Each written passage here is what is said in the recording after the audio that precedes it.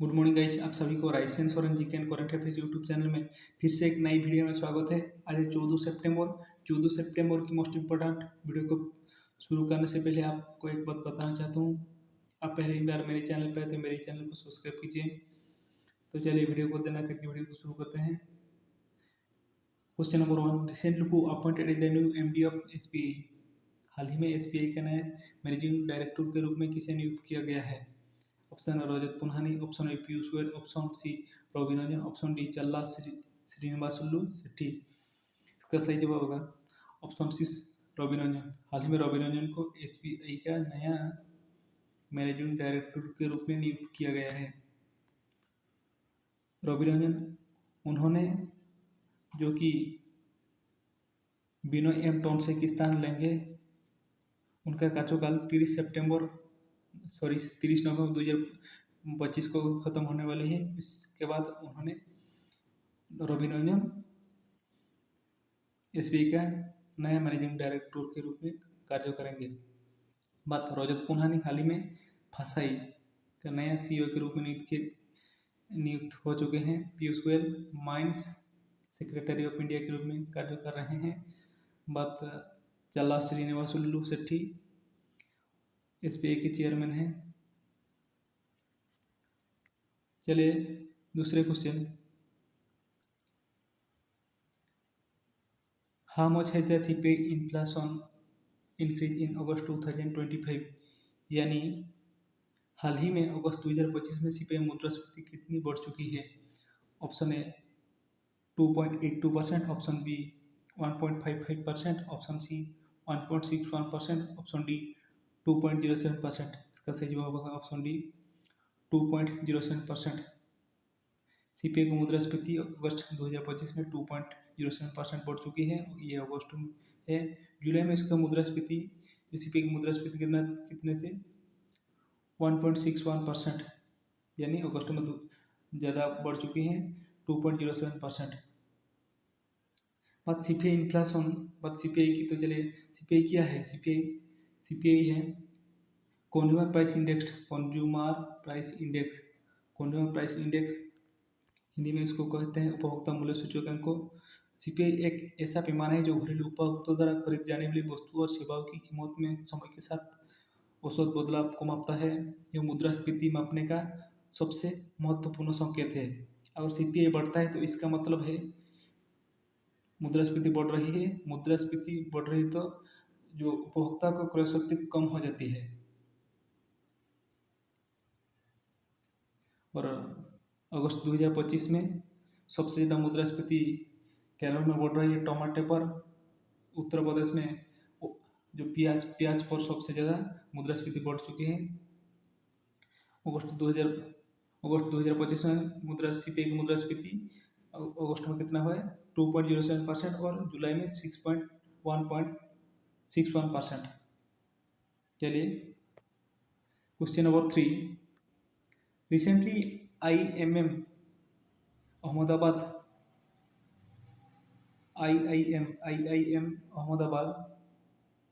opened first overseas campus in where? यानी IIM Ahmedabad हाल ही में कहाँ पर विदेश परिसर में पहला परिसर खुला है? यानी विदेश कैंपस कहाँ पर? IIM अहमदाबाद कहाँ पर पहला विदेश कैंपस खुला है? ऑप्शन है Abu Dhabi, option B Dubai, option C Kuwait, option D Riyadh. इसका सही जवाब होगा ऑप्शन बी दुबई। हाल ही में IIM Indian Institute of Management Ahmedabad हाल ही में दुबई में पहला अपना कैंपस खोल चुका है। इसका खोलने का रीज़न है भारतीय शिक्षा नीति को ग्लोबलाइजेशन करना है और ज़्यादा से ज़्यादा अपॉर्चुनिटी को देना और भारत और यूएई के बीच में संबंध को अच्छे करने के लिए ये कर रहे हैं।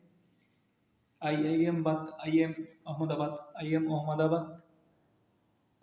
स्थापना हुआ था 11 दिसंबर 1961 को। उसका संस्थापक है विक्रम साराभाई, जो कि भारतीय महाकाश की जनक भी कहा जाता है। अभी चेयरमैन है पंकज पटेल। IIM में पढ़ने के लिए कैट एग्ज़ाम को क्लियर करना पड़ता है।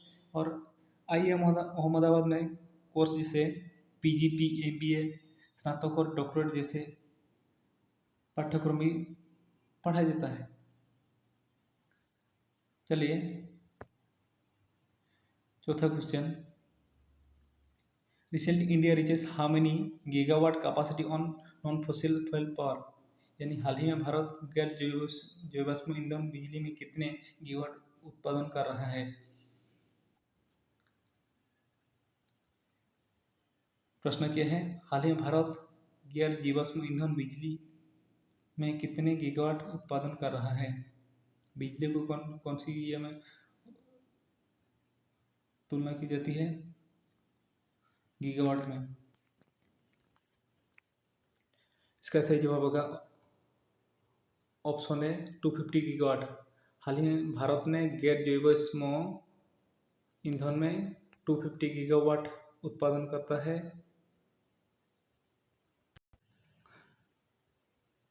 और 2014 में 81 गीगावाट उत्पादन कर रहा था, लेकिन अभी 2025 में भारत ने गैर जैववाष्प ईंधन में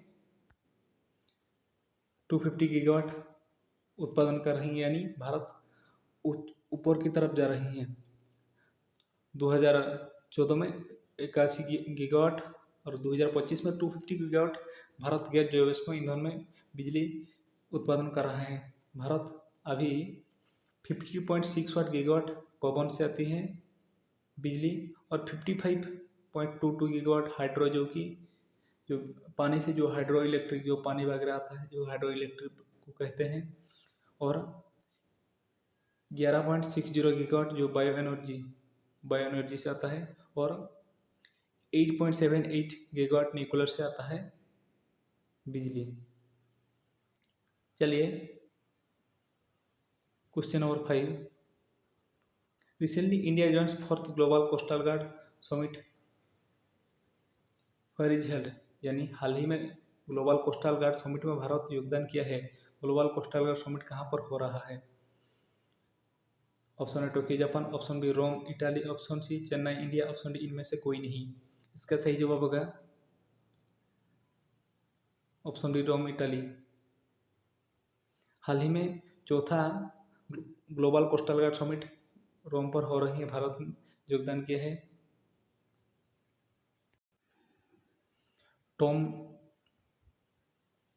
रोम इटली में भारत की कोस्टल गार्ड की डायरेक्टर जनरल प्रोमेस शिवमणि हाल ही में इटली रोम में जा चुके हैं और वहाँ पर भारत के लिए समिट को प्रतिनिधित्व कर चुके हैं। इससे पहले 3 बार टोक्यो जापान में हो चुके हैं। पहली बार हुआ था 2017 में, इसके बाद 2021, 2023, हाल ही में 2025 में रोम इटली पर, 2027 में भारत चेन्नई पर होगा। चेन्नई पर होगा। चलिए question number 6, recently Arian Kingston gets four year doping ban related to which sports, हाल ही में एरियन किंगस्टन डोपिंग के लिए 4 साल के लिए बैन हो गए हैं। वो कौन सी खेल से जुड़े थे। Option A climbing, option B sprinter, option C wrestling weight lifting, option D wrestling. इसका सही जवाब होगा option B sprinter. Arian Kingston sprinter खेल से जुड़े थे। स्प्रिंटर गेम्स क्या है। स्प्रिंटिंग गेम्स यानी एक ऐसी स्पोर्ट्स है जो दौड़ने के स्पोर्ट जो कम दूरत्व को कम समय में जो अचीव करता है उनको स्प्रिंटर स्पोर्ट्समैन भी कहा जाता है। उसेन बोल्ट वगैरह जो।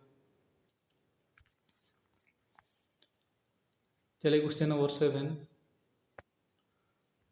Recently scientist of national centre of Kolkata जो एसपी सेंटर की वैज्ञानिक ने डिस्कवर किया है गोल्ड की नैनो पार्टिकल्स। इसका नाम क्या है। हाल ही में कोलकाता नेशनल सेंटर वैज्ञानिक ने नानोकरण की खोज की है, उसका नाम क्या है। सोने की नानोकरण। प्रश्न क्या है, सोने की नानोकरण की खोज की है, उसका नाम क्या है। ऑप्शन है quantum dots, option B tube of, option C liposomes, option D dendrimers. इसका सही जवाब होगा option B tug of war.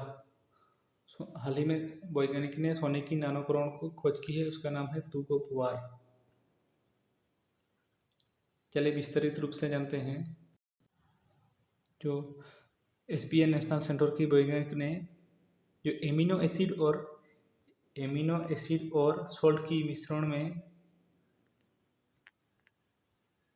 Nano particles की खोज की है।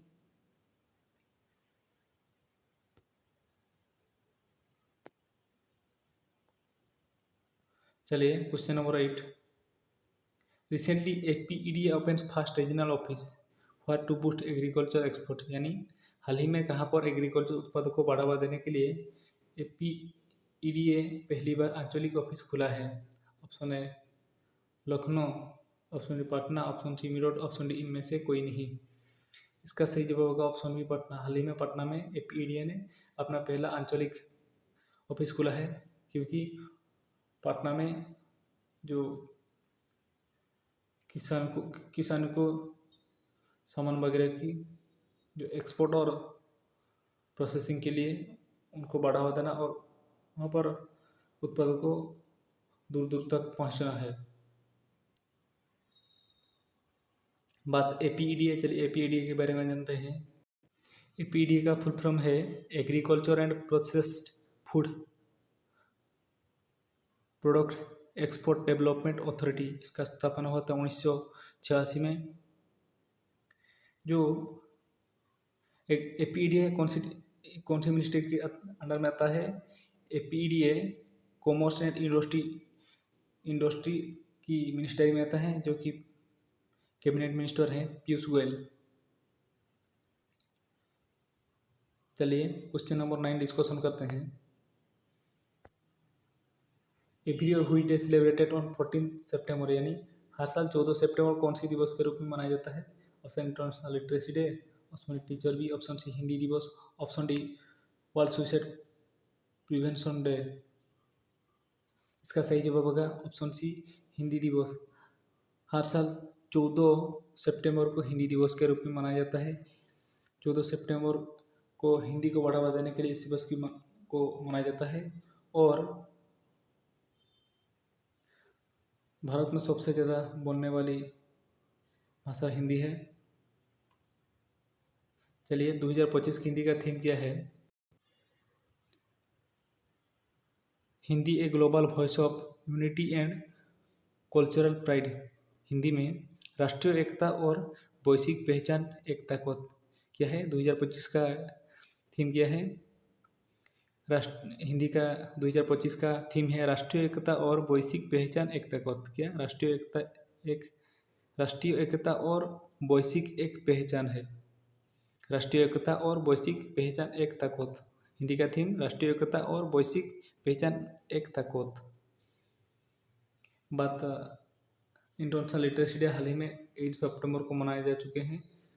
इंटरनेशनल लिटरेसी डे में भारत का हिमाचल प्रदेश को भारत का चौथा पूर्ण साक्षरता राज्य के रूप में मान्यता दी गई। पहला साक्षरता राज्य है त्रिपुरा, उसके बाद मिजोरम के बाद त्रिपुरा के बाद गोवा आता है, गोवा के बाद अभी हिमाचल प्रदेश को भारत का चौथा पूर्ण साक्षरता राज्य के रूप में मान्यता दी गई है। अभी भारत में जो रिपोर्ट आया था, भारत का साक्षरता कितना है? 80 पॉइंट समथिंग है। 2011 जनगणना में 75% था। और 2025 में उस भारत का लिटरेसी रेट 80% हो चुकी है। बात टीचर्स डे सितंबर 5 को मनाया जाता है। ऑप्शन डी जो वर्ल्ड सुसाइड प्रिवेंशन डे 2 सितंबर को मनाया जाता है, जो कि जो सुसाइड को निवारण करने के लिए मनाया जाता है। चलिए question number 10। Recently prime minister Narendra Modi to unveil how many crore project in 5 states.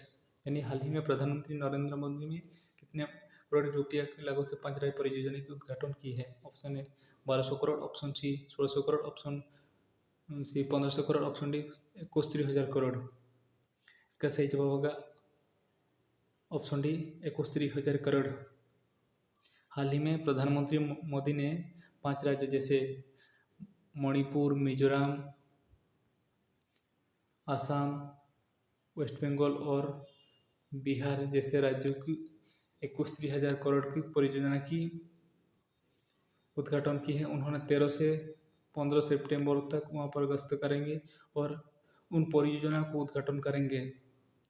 और प्रधानमंत्री नरेंद्र मोदी ने बायराबाई और साइरम रेल प्रकल्प जो कि 8,070 करोड़ में बनाई है उसका भी उद्घाटन करना है।